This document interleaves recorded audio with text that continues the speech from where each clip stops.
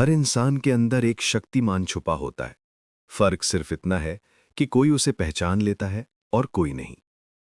ये कहानी है एक ऐसे इंसान की जिसने अपने अभिनय से नहीं, अपने संस्कार और सोच से पूरी पीढ़ी को दिशा दी। ये कहानी है मुकेश खन्ना की। साल था 1958, मुंबई शहर। एक मध्यम वर्गीय परिवार में जन्म हुआ उस बच्चे का जो आगे चलकर भारत का पहला सुपर हीरो बनेगा। छोटे मुकेश बहुत शांत, गंभीर और संस्कारी थे। पढ़ाई में अच्छे थे, पर साथ ही अभिनय की झलक उनमें बचपन से ही दिखाई देती थी। स्कूल के नाटकों में जब वो मंच पर उतरते तो सब हैरान रह जाते। उनके अंदर एक अलग सी आवाज थी, एक ठहराव, एक व्यक्तित्व जो आगे चलकर उनकी पहचान बना। घर का माहौल सादा था, पर माँ बाप ने हमेशा संस्कारों को सबसे ऊपर रखा। मुकेश कहते हैं, मेरे माता पिता ने मुझे ये सिखाया कि सच्चाई कभी भी झूठ से नहीं हारती। कॉलेज खत्म करने के बाद उन्होंने मुंबई की फिल्म इंडस्ट्री की ओर रुख किया। कहने को मुंबई सपनों का शहर था, लेकिन ये सपनों को तोड़ने वाला शहर भी था। ऑडिशन पर ऑडिशन दिए, पर कोई रोल नहीं मिला।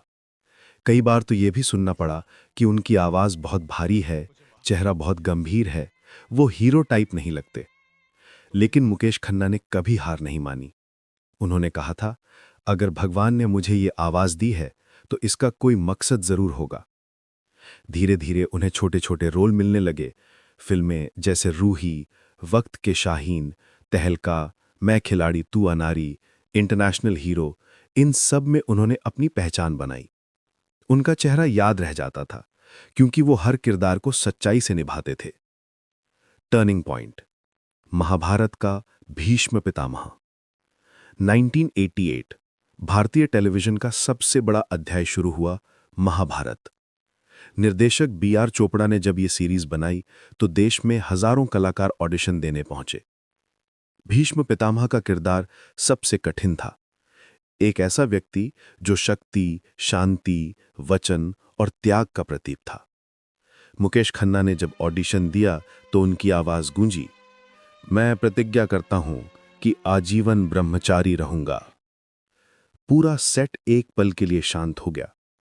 बी.आर. चोपड़ा ने वहीं कहा, हमें हमारा भीष्म मिल गया। और बस इतिहास बन गया। महाभारत में मुकेश खन्ना ने जिस गरिमा, तेज और संयम के साथ भीष्म को जिया, वो आज भी लोगों के दिलों में बसता है। उनकी आंखों में वो त्याग झलकता था, उनकी आवाज में वो धर्म की गूंज थी।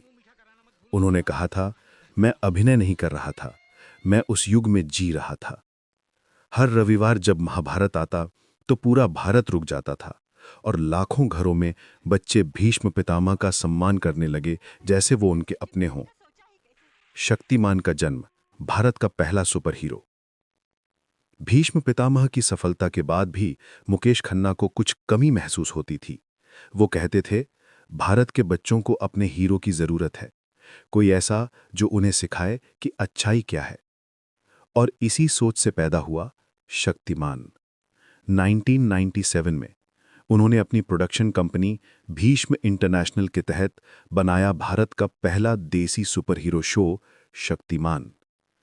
टीवी स्क्रीन पर पहली बार कोई ऐसा हीरो आया जो ना उड़ने के लिए गैजेट्स पर निर्भर था, ना किसी स्पेशल इफेक्ट्स पर।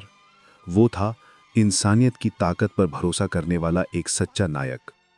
शक्तिमान का किरदार दो रूपों में था, गंगाधर जो सीधा साधा हंसमुख फोटोग्राफर था, और शक्तिमान जो बुराई से लड़ने वाला धर्म का रक्षक। हर एपिसोड में कोई ना कोई सामाजिक संदेश छिपा होता, साफ सफाई, सच्चाई, दोस्ती, अनुशासन, नशे से दूर रहना और सबसे जरूरी सत्य की जीत पर विश्वास रखना। शो इतना पॉपुलर हुआ कि बच्चे स्कूलों में शक्तिमान की तरह कपड़े पहनने लगे, गली मोहल्लों में शक्तिमान के पोस्टर लगने लगे। हर बच्चा अपने अंदर का हीरो खोजने लगा। जितना शक्तिमान लोकप्रिय हुआ, उतनी ही जिम्मेदारी भी बढ़ी। कई बार कुछ बच्चों ने शो के स्टंट्स की नकल करने की कोशिश की और मीडिया ने शो पर सवाल उठाए। मुकेश खन्ना ने उस वक्त बहुत संयम से जवाब दिया, मैं हिंसा नहीं सिखा रहा, मैं मूल्य सिखा रहा हूं। अगर बच्चा गलत कर रहा है तो उसे रोकना माता पिता की जिम्मेदारी है। उन्होंने शो के अंत में शिक्षा से भरपूर संदेश देना शुरू किया। हर एपिसोड के बाद गंगाधर बच्चों से बात करते, उन्हें समझाते कि शक्तिमान की असली ताकत आत्मसंयम है और सत्य है। यही कारण था कि शक्तिमान सिर्फ एक सीरीज नहीं रही, बल्कि एक आंदोलन बन गई। भारत में आदर्शों की मिसाल। मुकेश खन्ना ने अपने जीवन में सिर्फ अभिनय नहीं किया, उन्होंने भारतीय संस्कृति को पुनर्जीवित किया। उन्होंने बच्चों और युवाओं को सिखाया कि सच्चा हीरो वो नहीं जो ताकतवर हो, बल्कि वो है जो सच्चाई के लिए खड़ा हो। वो हमेशा कहते हैं, अगर हम अपनी संस्कृति भूल गए तो हमारी पहचान मिट जाएगी। महाभारत और शक्तिमान के अलावा उन्होंने कई धारावाहिकों में काम किया। आर्यमान, ब्रह्मांड का योद्धा, पहचान, चंद्रकांता और अंधेरा उजाला जैसे सीरियल्स में भी उन्हें सराहा गया। समाज के लिए योगदान। समय के साथ मुकेश खन्ना ने अभिनय से थोड़ा दूर रहकर शिक्षा और संस्कृति पर ध्यान देना शुरू किया। उन्होंने भीष्म इंटरनेशनल के नाम से एक यूट्यूब चैनल शुरू किया, जहां वो भारतीय परंपरा, नैतिक मूल्यों और समाज में हो रहे बदलावों पर खुलकर बात करते हैं। उनकी बातें सख्त होती हैं पर सच्ची होती हैं। कई बार लोग उनसे असहमत भी होते हैं, लेकिन कोई उनकी ईमानदारी पर सवाल नहीं उठाता। वो कहते हैं, मैं किसी से डर कर नहीं बोलता। अगर सच्चाई कहने से किसी को तकलीफ होती है तो मैं वही कहूंगा, क्योंकि सच हमेशा कड़वा होता है। मुकेश खन्ना अपने बेबाक स्वभाव के लिए भी जाने जाते हैं। कई बार उन्होंने बॉलीवुड की दिशा पर सवाल उठाए, कई बार समाज में बढ़ती पश्चिमी सोच पर अपनी चिंता जताई। कुछ लोग उन्हें रूढ़िवादी कहते हैं, पर वो हमेशा कहते हैं, मैं भारतीयता का समर्थन करता हूं, अंधविश्वास का नहीं। उनकी यही सोच उन्हें अलग बनाती है। वो आज भी बच्चों से कहते हैं, फिल्में देखो पर उनसे सीखो भी। हीरो की नकल मत करो, उसके आदर्श अपनाओ। मुकेश खन्ना का जीवन हमेशा आसान नहीं रहा। कई बार उन्होंने इंडस्ट्री की राजनीति झेली, कई बार काम के लिए इंतजार करना पड़ा, लेकिन उन्होंने कभी झुकना नहीं सीखा। वो कहते हैं, मैं किसी कैंप या ग्रुप का हिस्सा नहीं हूं, मैं सिर्फ अपने रास्ते पर चलता हूं, चाहे अकेला ही क्यों ना रह जाऊं। उनकी यही दृढ़ता उन्हें असली शक्तिमान बनाती है।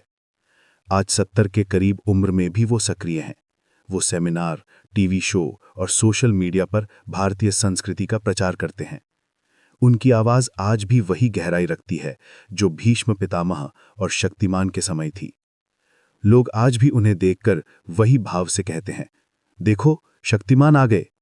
वो मुस्कुराकर कहते हैं, शक्तिमान कभी गया नहीं, वो तो हर इंसान के अंदर है। मुकेश खन्ना की कहानी हमें यह सिखाती है कि सच्चाई, मेहनत और ईमानदारी कभी पुरानी नहीं होती। शोहरत, नाम, दौलत ये सब आते जाते रहते हैं, पर जो इंसान अपने सिद्धांतों पर टिक जाए वो अमर हो जाता है। वो कहते हैं, हीरो वो नहीं जो स्क्रीन पर उड़ता है, हीरो वो है जो जमीन पर सच बोलता है। उनकी जिंदगी एक आईना है, जहां हर भारतीय अपना चेहरा देख सकता है और कह सकता है, मैं भी शक्तिमान हूं। धीरे धीरे संगीत बढ़ता है, स्क्रीन पर लिखा आता है, हर इंसान के अंदर अच्छाई की शक्ति सोई हुई है, बस उसे जगाना ही तो असली शक्तिमान होना है। धीमे स्वर में आवाज गूंजती है, सच्चाई, नेकी और इंसाफ की जीत होती है। यही है शक्तिमान। 1990 का दशक। टीवी पर एक नाम ने इतिहास रच दिया था, शक्तिमान। मुकेश खन्ना ने इस किरदार के जरिए बच्चों के दिलों में जगह बनाई थी। हर रविवार दोपहर को जैसे ही टीवी स्क्रीन पर शक्तिमान का संगीत बजता, देश भर में सन्नाटा छा जाता। बच्चे, बूढ़े, बड़े सब टकटकी लगाकर देखते। मुकेश खन्ना के लिए यह सिर्फ एक सीरीज नहीं थी, ये एक मिशन था, भारत के बच्चों में संस्कार और सच्चाई जगाने का मिशन। उन्होंने खुद लिखा, खुद निर्देशित किया और हर एपिसोड में संदेश डाला। शक्तिमान बनना आसान नहीं, उसके लिए पहले इंसान बनना पड़ता है। यही था इस शो का असली दर्शन। जहां शक्तिमान ने बच्चों को प्रेरित किया, वहीं गंगाधर का किरदार दर्शकों के चेहरों पर मुस्कान लाया। गंगाधर सीधा, भोला, मजाकिया और सच्चा इंसान, जो अपनी मासूमियत में छुपाए बैठा था एक महाशक्ति। यह किरदार मुकेश खन्ना के अभिनय की गहराई को दिखाता है। एक तरफ गंभीर और शक्तिशाली शक्तिमान, दूसरी तरफ हास्य और इंसानियत से भरा गंगाधर।